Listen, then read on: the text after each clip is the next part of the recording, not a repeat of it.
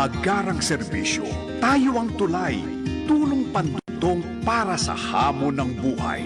Nakikinig, nagmamalasakit, nagseserbisyo. Ninya Corpus. Serbisyo agad, serbisyong sagad. Nagseserbisyo, Ninya Corpus. Tuwing umaga, dito lamang sa DZMM Radio Patrol sa Istreta at DZMM Teleradyo.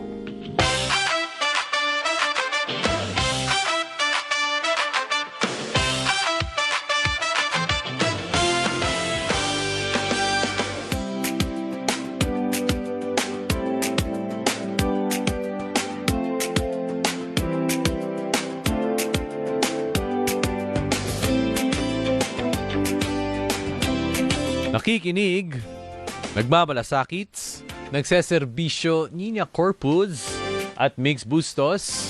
Hi, hello, and good morning mga kapamilya at mga kaserbisyo. Akalain mo yon, payday na.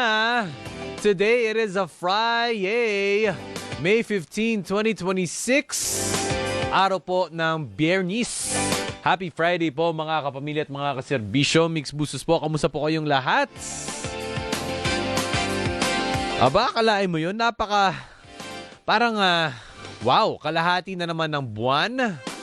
Napakainit, napagdaanan na po natin, pinagdadaanan po natin currently ang summer season.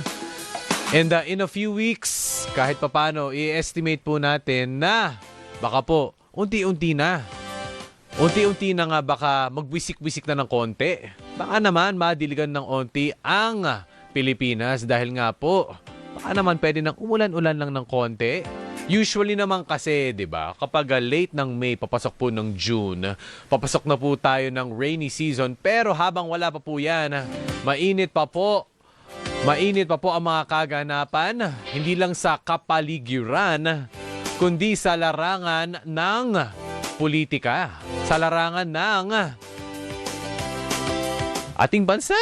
Usap-usapan sa social media. At ang ating question of the day, pabor po ba kayo sa social media ban? Napakalawak po na topic yan. 0919-278-3000. Mag-comment po kayo sa YouTube natin, DZMM Teleradyo, at syempre sa ating Facebook, DZMM Radio Patrol sa East 30. At syempre, muli sa ating Viber number, 0919-278-3000. Pabor nga ba tayo? Kasi syempre pag sa social media, eto na po, ang dami na nga po naglalabasa ng mga commentary, mga opinion, at syempre mga panig. Dahil nga po, Friday na, medyo first few days of the week, naging mainit nga po ang mga usapin, ang mga kaganapan sa Congress at Senate, mostly Senate. At the same time, syempre po tayo ay Pilipino. Talagang nagbubugsong ating damdamin. Pabor ka ba, Atinin, sa social media ban? Oo nga, partner, na imbaga bigat, ating Migs. Ako ay bilang isang magulang consistent, pabor po ako sa social media ban sa mga bata. Ayan. Yan ang aking opinion bilang isang magulang. Kasi para sa akin, if there's a will, there's a way. Diba? Nagawa na ng ibang mga bansa. Why not? Para sa akin. Para, isa pa yan, dahil mas mapapadali ang aking struggle sa aking mga anak dahil hindi ko na sila aawayin. Band eh. Hindi ko na kailangan silang mandato eh. Diba? Wala na tayong magagawa dyan. Diba? So, kung band. Hindi ko na kailangan i-explain, hindi na kailangan mag-argue, hindi na kailangan may umiyak at maglupasay. Ang follow-up question ko dyan, Ate Nins, kung sa mga bata, especially sa mga minors, sa atin din ba, dahil din ba is magsi-self-limit ang mga adults sa social media because of for our mental health as well? I believe so. Tayo rin minsan, ako guilty rin po dyan, kaya minsan kung gusto natin yung mga anak natin ay maghinay-hinay sa gadgets, tingnan rin natin yung ating mga sarili. Kasi ako rin po, tao lang din, minsan nakikita ko yung sarili ko, ay teka, di ba kinakausap ako ng anak ko? Kailangan tingnan ko siya sa mata, kailangan ibaba ko talaga yung cellphone at talagang makinig. Tama. At magkaroon ng kumbaga connection, talagang human to human connection. Iba pa rin po yun. Kaya sa gitna po ng mga nangyayari ngayon sa ating kapaligiran, habang meron po tayong sabi, series, Netflix series. Ay! Oo. nga. At pwede raw ang title Ito ko, ano nababasa ko. Ano nga ba? Ito title. Oo. Batuman and Robin. Di ba? Nasa Gotham City ba tayo? Oo. Hindi natin. Diba? Natuwa ako dun Batuman and Robin. Yan ang joke of the day. Yeah, Oo kahapon nga. maganda yun sa'yo Ano Oo. yung sa'yo kahapon? Bato na, naging bato pa. Oo. Ngayong araw na to, yung pelikula po or series na Batuman and Robin. Habang nangyayari po yan, marami po ang nasistress na ating mga kababayan. Dahil habang sila ay nagbabangayan dyan, andyan pa rin po yung problema natin sa mataas na presyo ng bilihin, di ba? At mataas ng presyo ng gasolina, kung paano tayo makakaraos sa araw-araw. So, nasa-stress po tayo. Tapos, itong balita nito, lalo po tayo nasa-stress. Yes. Isa pang cause ng stress sa pang-araw-araw natin. Aba, naka-red alert ang Luzon Grid. 'Di ba? Kahapon nakita nag-brown out. Kahapon po nandito po tayo sa May Tomas at Timog, nag-dinner tayo, nag-brown out. Habang nagdi-dinner ka. Oo, habang nagdi-dinner. Oo, so ngayon nga po mas babantayan nga po natin ang supply ng kuryente sa ating mga tahanan dahil nung isang araw naman ganun din.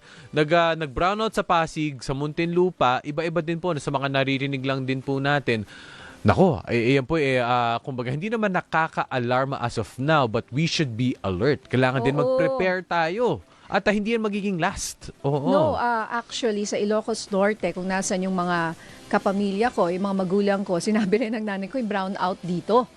So actually kahapon sa Arangkada Balita, may balita kami tungkol dyan na nagkawalan na naman daw ng kuryente sa ilang bahagi nga ng Luzon at Visayas dahil ipinapatupad po ang rotational brownout. Dahil daw sa mas manipis na supply ng kuryente. Correct. Ano kaya ibig sabihin yun? Manipis. So walang supply. Oo, manipis. Wala. Oo, kumbaga hindi siya makakulang. May epekto kaya yan itong nangyari sa Strait of Hormuz, 'di ba? Ito na 'yun Ito na yung mga raramdaman mo na ng pangmatagalan. Kasi sinabi nga ng National Grid Corporation of the Philippines Yes. o NGCP, nagkaroon nga raw nitong tinatawag nilang manual load dropping o ito ngang nararamdaman na rotational brownout sa ilang bahagi po ng Metro Manila, Baguio, Benguet, Ilocos Norte, Batangas, Isabela, Cagayan, Albay at Pampanga. Ito Ate Nins, grid status po as of 8 a.m. Ibinalita po ito ng NGCP sa Luzon, 1 to 3 p.m. yellow alert, 3 to 10 p.m. red alert at 10 to 11 p.m. yellow. Sa Visayas naman po, 2 to 5 p.m. yellow, 5 to 9 p.m. red at 9 to 11 p.m. yellow alert. Ano yung yellow? Yellow alerts. Red? Ibig sabihin, brown out na. Ibig sabihin alert. ng yellow, low reserve but supply still adequate. Kapag red Okay. alert, supply insufficient for demand. Ayon po yan sa NGCP. Ayan. Oo. At ito, sa mga taga-Visayas po, mga kababayan natin sa Visayas, asahan po ang mas maraming mawawalan ng kuryente dyan po sa inyong mga lugar. Matapos nga itaas sa red alert at dahil bumigay ang ilang mga power plant. Naalala ko rin dati, partner, maaaring, ewan ko, correct me if I'm wrong, NGCP, Pero dahil sa init ng panahon, hindi na nila kaya yung load nga dahil lahat nakabukas, siguro sobrang lakas ng gamit ng mga aircon, electric fan or whatever, kuryente, kaya bumigay na yung mga power plant nila, yung ilan, hindi naman lahat. Kaya nagkakaroon po tayo ng rotational brownout. Kaya ina-encourage nga tayo ng Meralco na magtipid po sa ating mga ilaw, kuryente, etc. At syempre kapag brownout, stress yan. Ang init. Totoo yan. Kahit gabi mainit, yung ramdam mo yung singaw nung buong Grabe. maghapon. Nakaka-stress nga yun. Oo. Pati nakaka-apekto sa mental health natin. Kunyari, Totoo pag yan. na physically mararamdaman mo pa yung surrounding mo na sobrang hindi maaliwalas, napakainit, humid. So, dapat ready ka kasi isa nga sa mga suggestions, partner, magpalamig ka ng bimpo, lagay mo sa ref, lagay mo sa leeg mo, 'di ba? Nakakatulong 'yun. Yes, oo. Tapos uminom ka ng malamig na tubig. Oo, ako Ate Ano Nins, pa? ako kasi nagpa-plancha din minsan ng damit ko. Oh, init no, nagpa-plancha. Kapag ako ay nagpa-plancha ng Talaga? after Ayan ba dinner, Sure kapag ka, ito'y kaya pala. kapag ako nagpa-plancha after dinner, Oo. hindi iba lang yung tela, medyo Iba. gusot ano Linen. lang, Hindi, gusot, linen. mayaman ang tawag Ibang dyan. gusot lang. Oo. Kapag 9 o'clock ako nagpa-plancha, mainit. Sabi ko ipagpapaliban ko na lang sa umaga. Totoo 'yan. Talaga? Oo, Sa gabi? sa gabi. Parang feeling ko mas malamig nga sa gabi. Pero hindi. Hindi, Hindi, minsan dip case to case eh. Kung nasaan man ang iyong lokasyon. Siguro dapat 4 a.m. ka mag-plancha, partner. Gumising ka Di ng naman, 4 di naman. a.m. 5. At least bago magprograma kahit papano. Cool pa yung yung sikat ng araw. Oo. Talagang kailangan strategic yung planning. Tsaka talagang mapapabili ka ng mga electric fan Mhm. na alam mo yung charge. Oo. Kasi kunyari, nawalan ka nga ng kuryente, at least meron akong na-charge na electric fan. Diba? Tama, yung mga Or- handheld. Tsaka yung mga charge na may electric fan na may ilaw pa. Mhm. 'Di ba? Minsan na mapapabili ka eh. Dahil yun na nga pag nag-brown out yan, at least magagamit mo. Siguraduhin mo lang na na-charge po kasi mamaya meron ka nga. Yes. Hindi mo naman chinarge. Oo. So speaking of stress, ang ating mga kasama po for today, mga kapamilya at mga kaserbisyo, pag-uusapan po natin ang social media addiction and or burnout at mental exhaustion. Sanga-sanga po yan. Pwede pong hindi lang galing sa social media, pwedeng galing na po sa samot-saring mga elemento po ng ating buhay. Makakausap po natin ang isang psychologist and psychometrician. And later, sa cases sa ating pong show, pag-usapan po natin ang rising cases of teenage pregnancy, Ate Nins. Ay, alam mo, talaga nakakabahala itong teenage pregnancy sa ating bansa. Dumadami po at mabilis yung pagtaas. At meron lang ako i-share Yes. na kwento. Share mo na kasi, yan. alam mo yung isa kong anak na medyo ang tawag sa kanila ay maalam sa mga nangyayari sa kapaligiran, mga social issues tulad nga ng teenage pregnancy. Napanood bigla niya, hindi ko alam, sa bahay ng iba. Kasi nangyayari yun eh. Sa edad na 14, yung pelikulang Sunshine na pinagbibidahan ni Maris Racal na pambato natin sa Cannes. Actually, maganda yung reviews nung pelikula. Pero syempre yung dapat manunood nun, lalo na akong bata, hindi ho, sa tingin ko, hindi ko pa napapanood. Ano ba yung synopsis? Ano Ang ba yung tungkol synopsis saan? is Oo. basically isa siyang sasali siya sa Olympics. So Okay. isa siyang I Oo, think tama. gymnast. Correct. And then siya po ay sa kasamaang palad ay nabuntis yung bata na yon at the age of teen. Basta teen siya.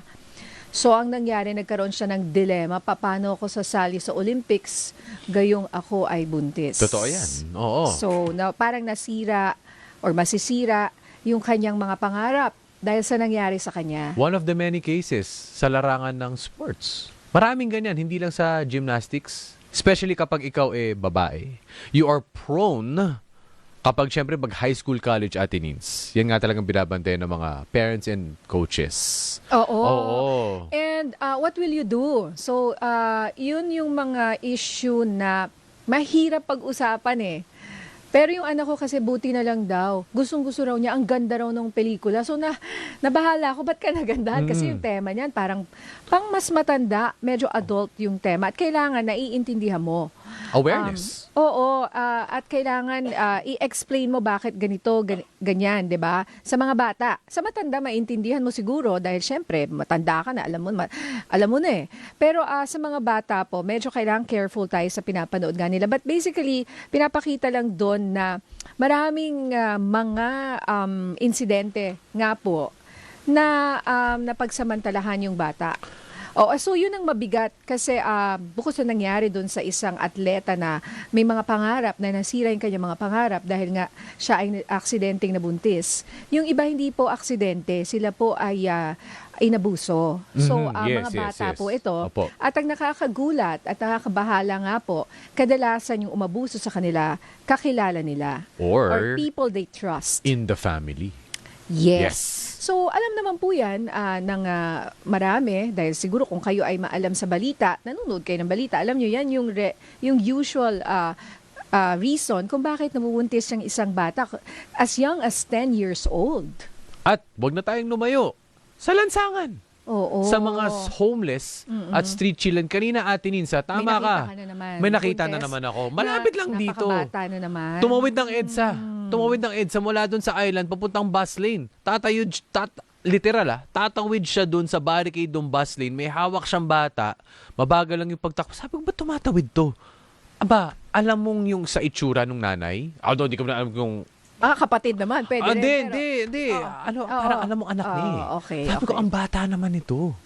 'Di ba? So, still, hindi lang po sa mga, sa mga kakilala natin, but it's happening all over. Oo. Tsaka, yung mga bata po na nabubuntis, kasi teenage pregnancy, yung topic po natin, hindi pa sila maalam, bata pa eh. So, yung person in authority, yung person na mas matanda sa kanila, kadalasan nga raw more than 5 years, syempre titingalain mo yun, hindi ka pwedeng humindi. Tsaka talagang parang, di ba, makikinig ka dahil... yun yung alam mong tama. Oo. Kasi tinatrust mo siya, nandun siya sa posisyon na mas mataas siya sa'yo. Kasi kunyari, 12 years old ka lang, 13 years old, tapos yung boyfriend mo, 21 years old. Abuso po yun ng minor. Or even rape. Yes. Kasi nga, kahit nasabihin yung consensual yan, kahit sabihin mo, ay ginusto naman niya, minor po yan. Statutory rape. rape. Yes. Opo.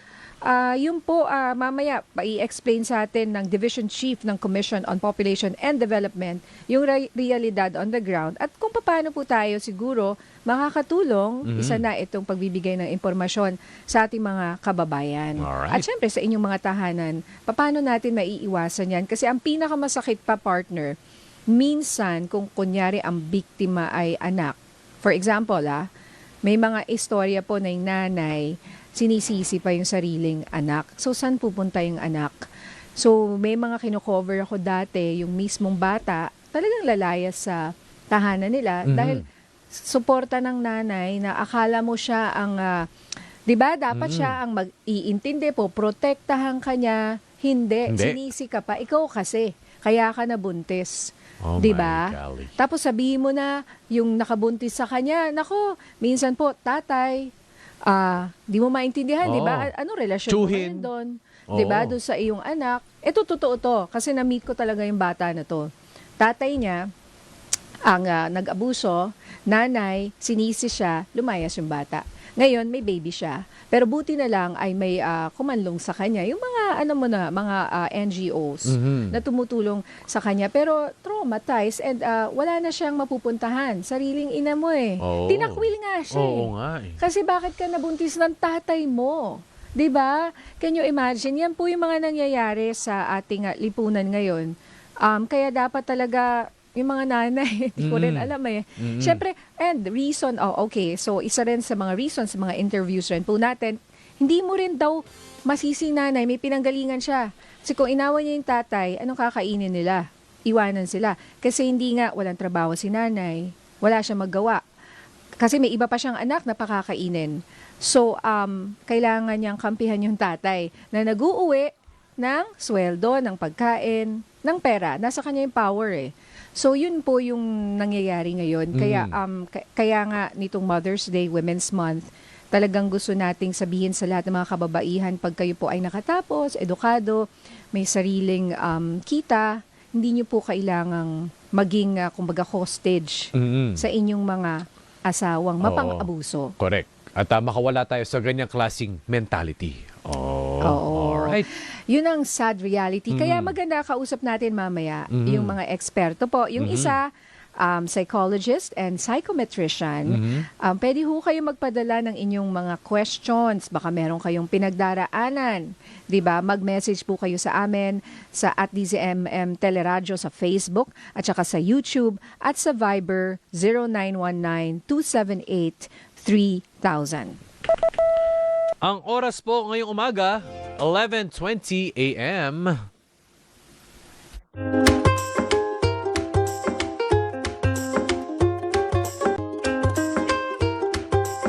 Nagseserbisyo, Ninya Corpus kasama si Migs Bustos sa DZMM. Gusto mong gumaling? Gusto mong gumaling? Sundin ang payo ni Dr. Serbisyo.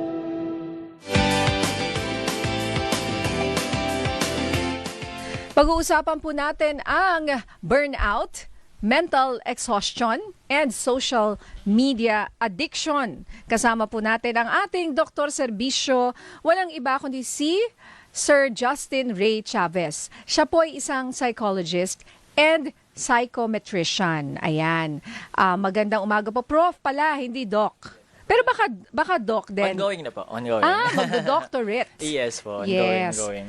Okay, ano po ba ang psychometrician sa psychologist? Yeah, okay. So, magandang umaga po. Good morning. So, ang difference po pag sinabi nating psychometrician, we do the testing process. Pag sinabi po nating psychologist, we do the process of giving diagnosis and therapy sessions. That's the big difference. And even, add ko na lang din po, mga psychiatrists po natin, they're more on the medical side. They're the ones providing medicines, providing direct medicines po, for example, for those people suffering from antipsychotics or even psychotic symptoms and even delusions. That's a big difference po. Okay, so ngayon nga delusions, di ba? Parang ang daming na delulu. Yan yun. Delulu. Alam mo ba yung Delulu eh. Delulu. Delulu, di ba? sound So ngayon nga napag-usapan nga natin, gaano kabigat ngayon ang mental stress sa lahat naman nangyayari, di ba? Sa Yes, ating sir. sariling buhay, sa nation, social Yes, po. issues. Prof. Actually, sir, sobrang dami po ng individuals who's becoming termed to be weak. Actually, hindi po weak ang mga individuals these days. More on sensitivity. Dahil po sa nangyayari, especially on negative news, toxic contents po na nakikita natin through social media. So, yun po ang naging root. And again, just to be clear, ang mga taong bayan po ay hindi po weak. We are becoming sensitive because of these topics. Totoo yan. So, kaya po, yun ang nagiging effect po sa atin. We become emotionally exhausted. We become emotionally tired because of this content. Kaya po, we're looking for something na para po makapag-relax naman tayo. Yan, so, kaya po nauso yung mga social media detox Yes, na oo. term para makahinga rin po tayo. Kasi totoo naman Prof, Yes, sa po. mga, at least, wag na natin ipagkaila, di ba? Sa mga balita, mga napapanood natin, hindi naman natin muna sa TV napapanood eh. Yes. Pag nagsuscroll ka sa social media, nag-update ang mga legitimate news sites, eto na yung mga nakikita mo. Yes, At nanggagaling siya sa social media. Yes po, sir. How big of that is it now? Actually po, the social media is, kaya nauso po yung doom scrolling sa mga Ako, kabataan po biktima rin ngayon. ako niyan. Doom. O, Opo. explain nyo nga. Kasi ba, ano ba yung doom scrolling Doom na yan? scrolling. Yes po, Miss Nina. Actually, pag sinabi natin doom scrolling, the individual ay exposed po sa negativities, even threats po, even through social media. Yung kumbaga po, nasanay ka na lang na puro negatives ang nasa feed mo, wherein yung algorithms mo sa phone, even sa social media mo, ay, yun na po ang content. So, yun po ang doom oo. scrolling. Nasanay So, ka na lang doon sa negativities being exposed How to. do you change that? Kasi there is a way. Kasi Yes, po. inaral ka dahil sa kaka-search mo siguro ng mga negative. Yes po.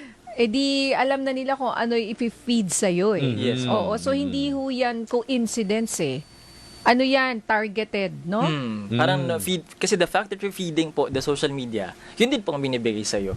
So, nasanay na lang din ang phone mo, ang algorithms mo, that ang thoughts mo is negativities. And it So, affects your behavior also. yeah. Sorry, Ate Yes Liz. po, Yung yes po. behavior, oo. Paano Yes, siya sir. naka-affect ng behavior? Oo. Oo. Opo, kasi nagiging effect na po siya on your daily activities wherein yun ang thoughts mo. Wherein some people being termed as a political because of those things. So parang, wala na lang akong babasihan na ganyan. So they just become, at some point, that's the effect possible. Oo, so, kaya- ganon. Buti na lang may mga joke. Tulad ng mga...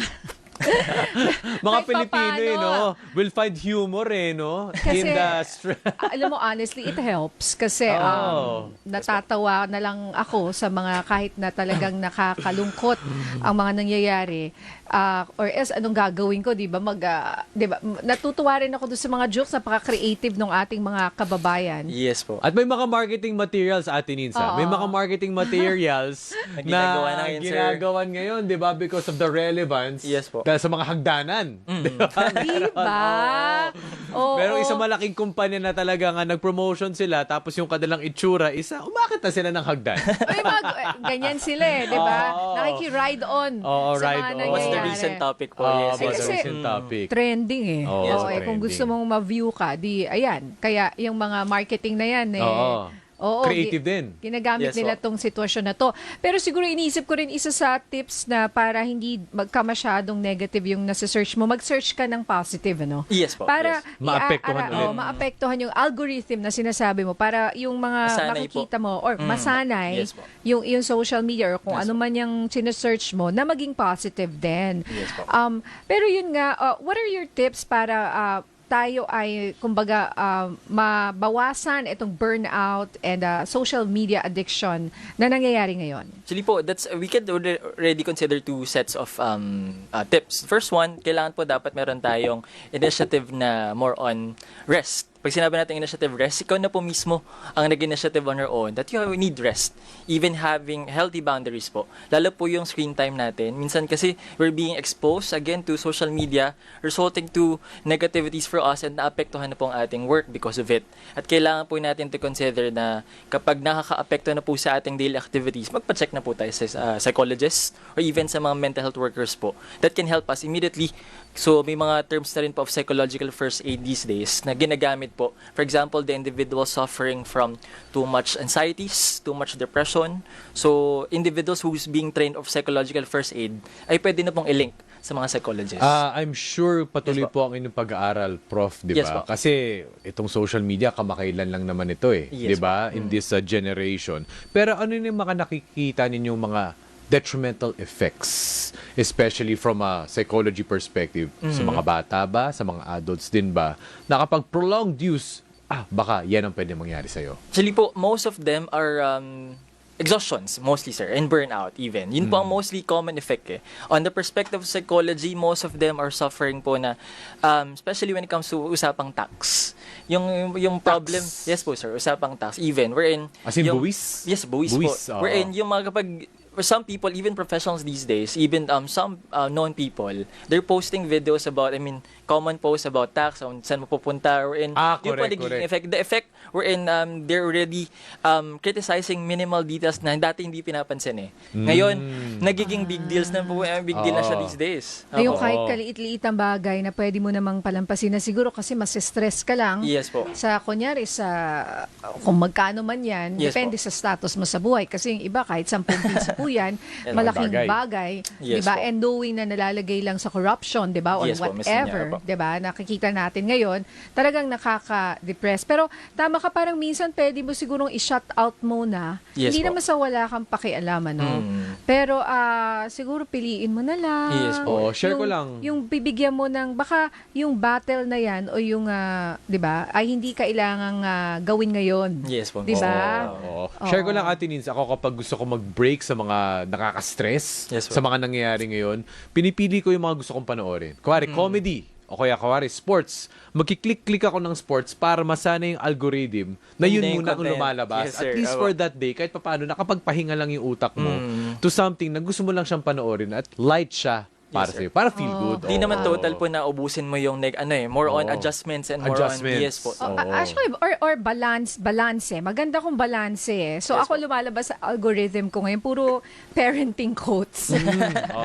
Dahil nga bilang magulang, 3 yung anak ko, 'di ba? Yes Parang po. gusto kong paano ko ba explain ng mga nangyayari ngayon? How do you handle situations na ganyan, yung mga social media addiction? Kasi nga nakakaapekto rin sa kanilang mata. Yes po. Physically lumalabo yung mata nila. Oo. Yes po. Nagkakasakit sila. Si Mishi yan din ang algorithm, parenting. Parenting. Yes, So, parenting. pag nakita ko yung quotes, or parang Or paano mga mo content. tutulungan Yes yung po. sarili mo, yung anak mo na para hindi kayo mag-away. Yes Baka po. may tip ka dyan. Kasi a lot of times, sabi ko nga, choose your battles. Ito bang away na to ay gagawin ko ngayon? Worth it ba? Diba? O ipabukas ko na lang or hayaan ko na muna. Actually po, for the parents naman, again, ang problem po kasi natin, nahirapan din po natin intindihin yung recent or current generation. That's the problem. So maybe it's good po to understand the current generations. For example, yung even using of platforms such as TikTok, even Facebook, yung mga reels po. Kasi the fact that we're already understanding yung mga psychoeducation po, kung tawagin, the fact that we're being more knowledgeable enough doon sa mga content na ganyan, mas naintindihan po natin yung recent, current generations, which is a good thing. So, Prof, Yes, po. kapag sinabi mo na kanina, ang generation ngayon hindi naman weak. Pero Yes, po. bakit marami pa rin mga Sinasabi tao? nun ba? Kasi Oo, meron. Mga Gen Z You're weak. Parang At common apektado siya. talaga. Common siya ng mga observation. Mga Yes, po. managers. Yes, po. Parang may gap eh. May generation Yes, gap. po. Pero where do you think the Gen Z is coming from? Ano naman yung POV nila sa tingin mo? Actually, sir, if you'll be looking on the POV of Gen Zs, siguro, sir, more on self-awareness sila kasi these days. Mas aware na po sila when it comes to information, even when it comes to their rights. So yung Correct. karapatan po nila, even as an individual, mas loud na po kasi ngayon eh. Mas bukas na. So siguro dahil lang they tend to react, ay sensitive na or even weak for them. Oo. So more on, it's not weak, it's not weak, but being more self-aware. I think that's the correct perspective. But even the term sensitive, is that a bad connotation? Actually, sir, hindi naman po. Masyado kang sensitive. Oo, sensitive Parang ang kasi. balat sibuyas. Yan, Masakit rin oo yun nga. Masakit po siya, pero kung if you'll be looking on the positive Sensitive side, kasi. kasi Oo. you just want to have limitations lang naman, sir. Oo. Hindi naman siya parang negative connotations agad sa atin. Oo. Parang ganun po. Na hindi naman dapat. Kasi Yes yun po. nga, tama, pag sabi sensitive, ay sensitive ka kasi. Yes. May ganong klaseng Uy, tono. may nagsabi niya na, actually, yung you are weak. A lot of, may mga nami-meet po ako, mas matanda, let's say, Gen X, ganyan, na ang tingin talaga nila, nung bata naman ako, ginanito ako, okay naman ako. Ano yung mga ganong klase ng thinking? Parang ang hirap nun, Ipag-meet, ipag-marry. ang hirap mag-argue with them. Totoo Kasi po. kunyari, co-parent ko, tapos ang strict niya sa anak niya. For example lang, Yes. oo. Tapos, laging, tuloy yung feeling nung bata, lagi siyang mali. Yun Wala na, na yun akong mahirap. ginawang Apa. tama. Oo. Apo. Yun Prof. kasi paniniwala po kasi nila, the fact na kinikriticize natin yung mga bata, feel nila, the negativities is, hindi na sila mahal ng parents sila, ayaw na sa kanila ng parents sila. We're in, rooted po, most of the cases ng mga kabataan po ngayon ay rooted sa family issues. But I would say, I would Yes, react How to that. sad. I would How react to sad, that. oo. Magiging pilosopo ako ng konti. Noon yun eh.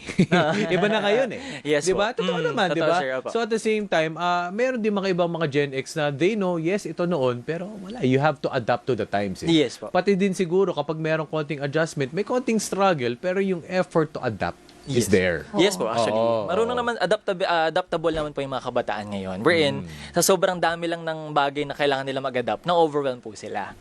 From the social media, from their environment, even through their school, even with their family. Iba-iba na po kasi ang konsepto these days. Dati, work, life, school lang eh. Ngayon, ang dami ng konsepto Oh eh. my gosh, Na kailangan dami mo. sangay. Sangay po, Oo, totoo po. oo, alam mo, isa sa mga ginagawa ko na tinatry ko pa rin kasi everyday talaga struggle rin naman po lalo Yes na po. may teens ka na anak, may bata ka na anak, Yes may po. mga age na medyo rebelde sila, Yes 'di po. ba? I-try raw natin, sabi ng mga nababasa ko, Oo. dahil yun yung algorithm ko na pag-uwi ng anak mo, imbis na questionin mo kung kumusta grades mo, ganyan. O, inaway mo agad, meron kayong issue. Attack agad. Oo, Wow. pag-uwi ng anak mo, ganun kaagad. Oo. Isipin mo na lang kung ibalik na rin mo yung pag-uwi ng anak mo, kumain ka na ba? Yakapin mo siya. Kahit nahawak niya yung cellphone, pigilan mo yung sarili mo. Ba't hawak mo yung cellphone? Parang imbis na ganun daw, maging mabait, caring, loving, So, para... paano ipapasok yung grades? Paano? Next time na, partner. Next time Wag na. yung- Oo. kumakain Wag siguro. wag agad-agad. Habang Oo. kumakain siguro, sir. sitwasyon. Oo. Oo. Kumbaga, diffuse muna. Ipakita mo muna Yes, na oo. ikaw ay kanyang refuge, kakampi, protector. Ipakita mo muna yon bago awayin. So may strategy po yan. Sandwich Oo. method, di ba? Oo, It works, di strategy ba? yan. Good, and then criticize, and then good ulit. Para mataas ang una moral. sabihin mo, Balance lang, sir. Balance Opo, lang. actually. Oo, balance. tsaka panapanahon. Kasi Oo. nangyayari ngayon. Tsempohan lang po sabay-sabay. natin siguro, Miss Nina. Apo, apo. Tama. Prof. Justin, ano pong reaction nyo dito kay Miss Georgie Bless? Hindi ako pabor sa social media ban sa Pilipinas. I agree if this will be for kids na 6 and below. Pero kung sa kabuuan, mali dahil nasa constitution na tayo ay merong kalayaang magpahayag. Ano pong reaction dito? Actually po, when it comes to the social media ban, again, doon lang po siguro limitations dapat sa mga bata. Kasi po ang nangyari, pabata ng individuals who doing, or kids doing self-harm because of social media. So it's quite alarming. So ang goal lang naman po bakit natin siya binaban is just to limit the information, lalo po sa mga bata. Kasi before, ang mga kabataan po, ang problema lang kung anong kakainin nila mamayang hapon. But ngayon, Maglalaro.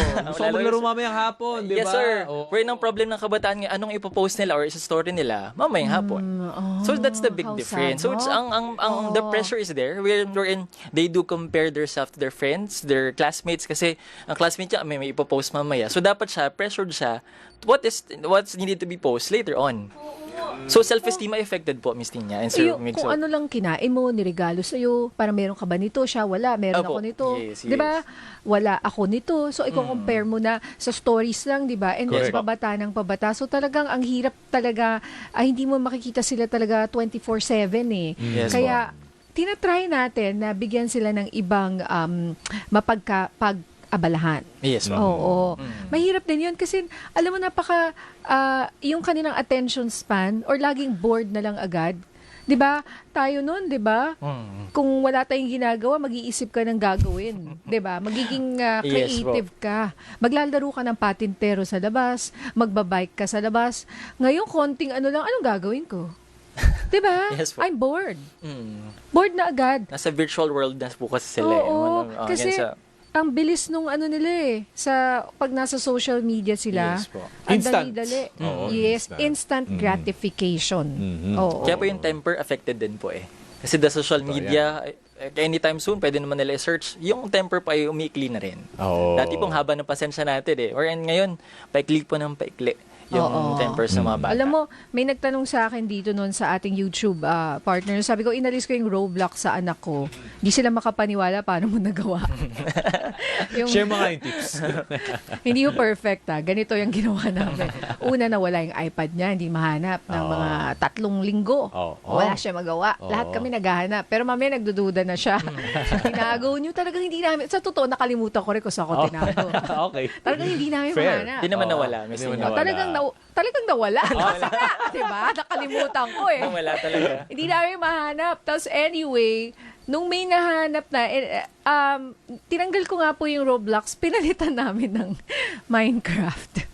Hindi ko alam kung tama yun, pero at least yun, nag-create, nagbi-build, and hindi siya may kausap, na parang andal-dal, yes, di may strangers na Random. kung sino man. Yes, po. Correct. Although you can pwede mong alisin, pero sila hindi mo alam eh. Alam mo, curious ako sa parenting, no? Kasi syempre, sabi mo nga, pasensya na medyo nag-extend tayo ng konti. 'Di ba Roblox dapat, pag tanggalin mo, gusto mo maging in.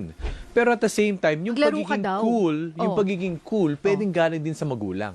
Para pagpasok doon ng anak, doon sa classroom setting, hindi naman ako insecure. I don't need to feel accepted kapag hindi ako maglaro ng Roblox. Kasi ako sa sarili ko, cool ako. Oo, hindi ko sure Hindi ko sure kung paano yan. Madaling sabihin Oo eh. nga. Pero I know, pagdating I ng know. bata doon, for sure Totoo may yan. feeling na left out ako. Yes, yes, In fact, yes, tinanong yes. ako ng magulang, wala na si Luke sa Roblox, no? Oo. Hindi na nakikita ng ano ginawa niya. Oo, tinanggal namin. Yes, tama. Aba. Hinahanap siya. Wala pa naman ako dun sa part na yon, pero theoretically, baka posible. Oo. Oo. Depende. Yeah. Actually, kaya naman kung sa kaya, mas malaking effort lang. Oo. Posible naman po eh. Kaso Posible matagal pa ang dadaanan natin. Parang, kumbaga, nonchalant. Yes, Nonchalant. Oo. Ayun, yun lang. Okay, Oo. wow. Ang dami nating pwede i-discuss pa. But before we go, Sir Justin, bigyan mo uli kami ng mga tips paano maiwasan ang burnout at mental exhaustion in general for everyone. Yes po. Thank you po, Ms. Nina and Sir Migs. Actually po, sa ating mga listeners po or audiences, first thing, sa mundo po natin na punong-puno po ng negativities and toxic contents, please make sure po to manage the contents po na meron tayo ngayon. Especially, don't use the social media as a status of your self-esteem and mental health. Make sure po to have, syempre, number 1 is magpahinga. It's very important. Pangalawa po, kailangan have real connections pa rin. Avoid the virtual world. Lessen the virtual world. Third one, make sure po na mahalin din po natin ating sarili. Importante po yan. Kasi kapag hindi nyo po pinaprioritize ang self nyo, exhausting, resulting you to doom scrolling, nasanay ka na lang po on those activities. And make sure po na kapag merong nakaka-apekto na po sa ating sarili at sa apekto sa ibang tao, make sure to seek help. Kasi hindi po yun simpleng responsibility lang. That is an emotional and mental responsibility na kailangan po nating ma-achieve at gawin. And in truth, technically, ang mental health po is somehow more important rather than online validation. Importante po to protect our peace, protect our mind, and make sure to make our mental health as our number 1 priority. Yun na po. Ayun, Alright. okay. Thank you po, Sir Migs, Miss Nina. Thank you po. Okay, Sir Justin Ray Chavez, ang ating psychologist and psychometrician. Maraming salamat po sa libreng konsultasyon. Ika nga ng ating presidente. Kalmado lang po. Kalmado lang. Ang oras po natin, 11:43 ng umaga. Teka, Magbabalik po kami. pa-commercial yun Oo nga. Kasi magko-commercial na Siyempre. tayo. Kalma. Nagseserbisyo, Ninya Corpus sa DZMM Radyo Patrol 630. Para sa mas masiglakas na araw, katuwang ng DZMM ang Gardenia sa paghahatid ng serbisyo publiko. Salamat po sa pagbabahagi ng masarap at masustansyang tinapay para sa ating mga kapamilya. May bisita. Upo po kayo. Ang ating KOTD Kaserbisyo of the Day. Ngayon naman po, pag-uusapan na natin ang rising cases po ng teenage pregnancy. Pagtaas ng mga kaso ng teenage pregnancy. Kasama natin ang Division Chief ng Commission on Population and Development, classmate. Good morning, Miss Mikey Rai. Good morning. Masayang pamilya, magandang umaga, classmate. And of course, Migs. Hello, makiki-classmate. Pwede bang Kaya- batchmate na lang, batchmate? Oo. We wish. We We wish. wish, we really wish. Batchmate, Miss Mai, hello. Sana. Ayun na nga. Well, pretty in pink sa ngayong umaga si Miss Mai. Pero yung iyong yung report natin, parang code red. Ano ba to? Rising cases of teen pregnancy sa Pilipinas. Gano'n ho ba nakakabahala? Actually, we are very alarmed kasi increasing talaga. May yung recent data natin is 2024, civil registration and vital statistics. Yung 10 to 14 talagang dapat nating tutukan kasi it's really increasing from 3,343 noong 2023 to 3,612 in 2024. Maliit siya na proportion pero 10 to 14, no? Bata. And still, 3,000 is 3,000. Yes. Pero Na the 10 to age 14. also, 10 years old to 14 years old. Yes, Yes. there were two 10-year-old girls recorded who gave birth in Western Visayas, Region 6, and Bicol Region, Region 5. No? So, and ang mas alarming doon is yung fathers ng mga nabuntis at nanganak. Kasi doon sa 10, age not stated. Sa 11, they are very way much older, no, than those girls. And if you look at the single year age, ganun din, much older yung mga fathers nitong mga babaeng nanganak, no, na 10 to 19. So pag that's adolescent, but we call it talaga adolescent pregnancy kasi we want to zero in on the 10 to 14. So may question ako, bakit ganun ang way of thinking ng mga nakatatanda, ng mga fathers to say na nakakabuntis ng mga bata? Parang, is it also a psychological issue? Actually, for us, it's an issue of abuse because ang age of sexual consent sa Pilipinas sa law ay 16 years old. So if bata siyang nabuntis at nanganak, there may be some kind of abuse involved there. No? So we are zeroing in on that fact talaga. So cycle din siya. Paaring sabihin natin yung tatay na matanda, siguro in his past, na ganun din yung cycle or yung normal ito yung nangyayari sa pamilya ko eh. So kapag papunta sa next, okay lang pala. 'Di ba? Yes, 'Di ba, it's- Miss Mai? It's really sad to know na ito yung nangyayari. Nabuntis na nga ng maaga, below age of sexual consent, mas matatanda pa yung nakakabuntis sa kanila. So paano po may empower ngayon ang mga kabataan, mga Yo- bata? For us, no, international standard is saying kapag 5 to 8, ang core message is protection talaga. Protection from abuse. So you have to teach the child how to protect himself or herself.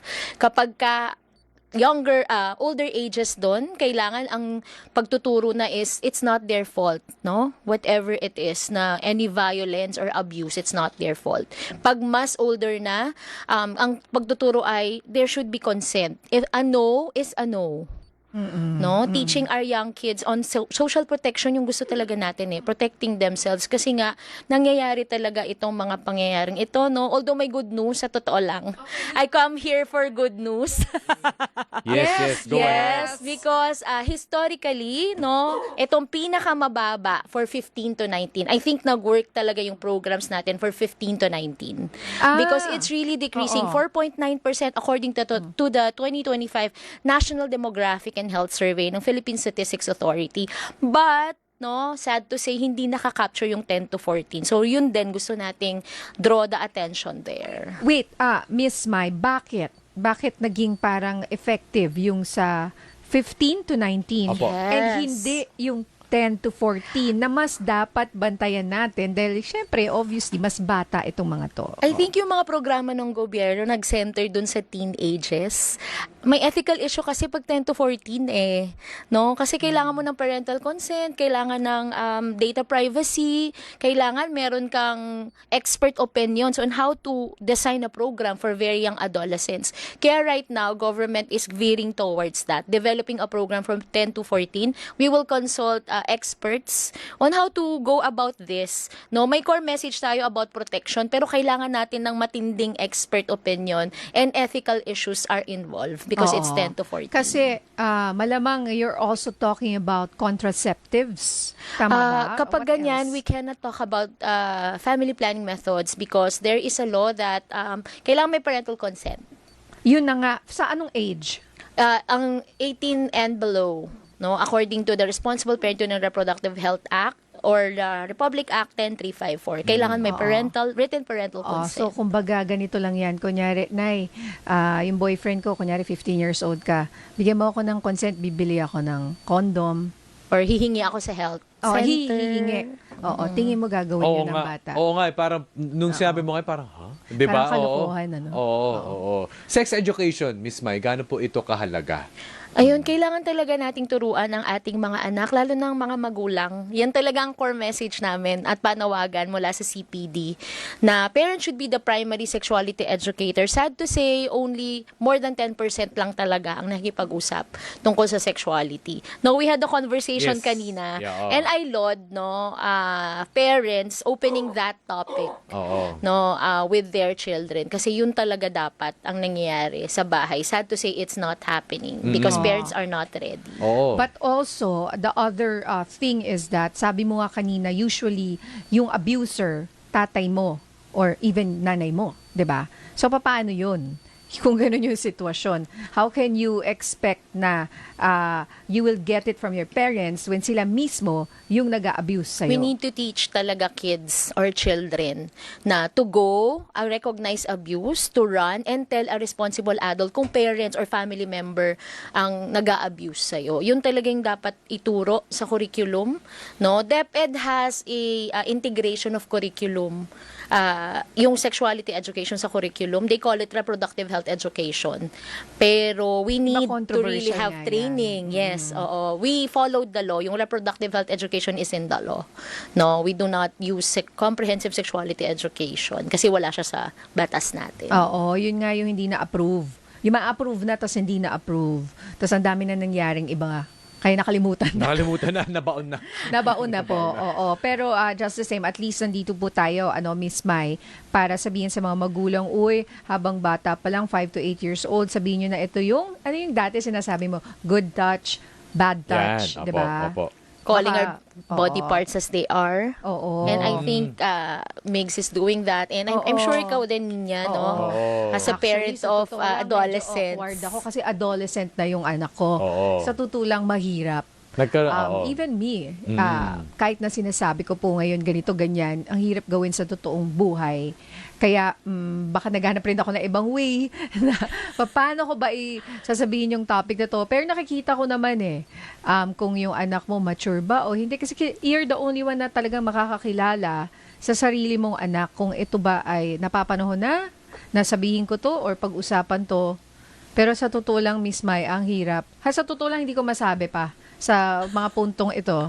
Hindi ako magpapakamalinis. Hindi ko masabi sa anak ko. Kasi, na ako nahihirapan ako at this point. Oo. We say na you spot teachable moments if you're not ready as a parent. Ano ba yung mga teachable moments pag nanonood ng TV, no? Pag may nag-flash sa screen, no? Mga indirect moments, no? Yes, Oo. we call it teachable moments. Yun talaga kasi I know kahit hindi ako parent, no, it's really difficult. No, in person kahit sa mga pamangking ko no, talagang it's a conscious effort. I laud what you say na consciously you try to communicate talaga and put down the phone. Kasi yun talaga, you cannot go to sexuality communication if your everyday communication is not okay. How can you talk about it pag everyday, hindi kayo talaga nag-uusap, hindi siya nag-open, hindi siya comfortable talking about the birds Oo. and the bees. Lalo Bakit? na, Ikaw no? ba, nung bata ka, kinausap mo yung nanay, tatay mo about the birds and the bees? I mean, Hindi ko na matandaan.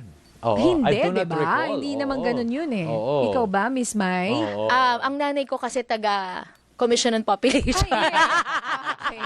Ibang usapan. Ibang usapan. Ibang usapan to. Pero generally, kinukwento ko kay Miss May kanina, at least tinuturo namin sa aming 5-year-old na to properly call it as it is. Di ba? Kung ano man Oo. yan. Oo. Actually, magugulat ka. The scientific terms. Yes, Oo. because the kids now, nung nga sila very woke raw yung tawag, yung maalam. Actually, ano na sinasabi na nila, hindi ko na kailangan nga sabihin or hindi na awkward sa amin. So, nung narinig ko siyang sinabi yon, okay, cool lang ako. Okay, hindi ko na kailangan ituro pala. Nasabi na niya eh. And sinabi niya, nonchalantly, yung parang normal lang. Ito yun eh. Yung ganyan-ganyan. Parang naging conversation. Tsaka it was not, walang mali siya. Yeah, that's Bigla good. niya Yun sinabi, talaga eh. Tapos Oo. ganto ganyan. Okay, Yeah, the alam private na niya. part. Pala. Kasi sa Yeah. school rin naman eh. I mean, sa school naman tinuro din. And then Oo. nakita ko, ginagamit rin nila in normal conversations when it comes up. Kasi nga, para hindi siya maging tabu. Hindi Kung siya tabu tabu. siya, doon siya Oo. magkakaroon ng curiosity. Kapag maging curious, baka mapunta pa sa mga aksyon na hindi naman dapat. Sa experimentation. Oo. Isa pa, kailangan natin tignan since social media yung topic niyo before me, no? Yung social media kasi is the secondary source of information on sex and sexuality. So, it's another thing to look into, no? Yung ating social media, it's another thing. And alarming siya because none ang first. They have no sources of information according to the Young Adult Fertility and Sexuality Study. And then ang next social media pa, no? So our campaign is malayaako.ph. Parents, no, Nina, you can check it out. Migs, you can check it out, no, if you want to really discuss about sexuality with your children. Ano? Malaya ako. Ako.ph. At least .ph. authoritative siyang source. Meron doon about consent. Ang swimming, ang consent ay parang swimming, no? To find that out, please check malayaako.ph. Bakit Ang parang consent swimming? Ay parang swimming. Yeah. So, look into malayaako.ph and see ano bang ibig sabihin. At least may added Yeah. material tayo, Ate May Nins. teaser. Bukod sa mga algorithm na nakikita natin on parenting, ito, maganda talaga. Oo. May website. Oo. Yes. For Okay. government, yan yung Oo. campaign natin. Yes. Okay, and Ms. Mai, bilang panghuli na lang, mensahe mula sa Commission on Population and Development tungkol nga po sa ating pinag-uusapan ngayon, medyo sensitive nga po, pero kailangang pag-usapan at harapin pagtaas ng kaso ng teen pregnancies, lalo na sa 10 to 14 years old. Ayun, so for us, sa Commission on Population and Development, adolescent pregnancy is a developmental inequality issue. It's not the fault of the young girl if they get pregnant and then they gave birth. It's not their fault because we, yung community around, the family, the community has a hand on it. No, lalo na ang age of sexual consent ay 16. So, since this is our panawagan, we call pa rin for the adolescent pregnancy prevention bill to be passed. Nakasing tagal na ng RPRH law ang battle na to. So, for this Congress, we really pray and hope that this be approved para naman magkaroon ng ngipin, at ma-address talaga ang isyong ito para sa ating mga kababayang. At sa ating mga kabataang nakikinig, malaya akong maging. Please dream dreams and please choose reproductive agency. Ibig sabihin, meron kayong control sa inyong katawan. You have the choice, you have the right to say no. So, ayan. Maraming salamat at masayang pamilya. Nako, maraming salamat at mabuhay ka, Ma'am Mai Kiray, ang Division Chief ng Commission on Population and Development, for being our kaserbisyo of the day. Classmate ko yan. Batchmate. Wish namin. Oo, sana. Okay. Maraming salamat. Ayan ha. Oo. Uy, batiin lang natin. Happy Okay. birthday, Tita Cory Vidanes. Ngayong araw po ang kanyang birthday. Nakita ko si Tita Cory Cory. kahapon. Tita Cory, happy birthday. Happy birthday po sa inyo.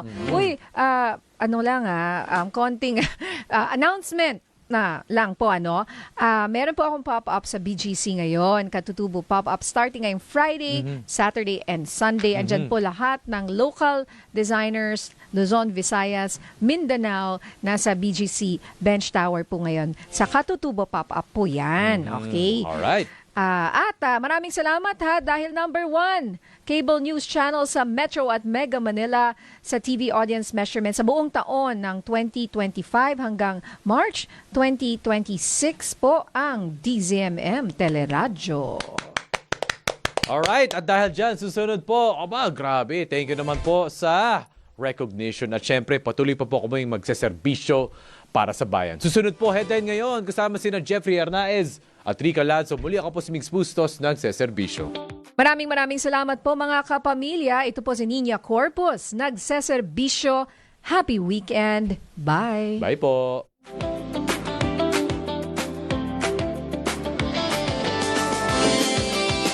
Nagseserbisyo, Ninya Corpus sa DZMM Radyo Patrol 630.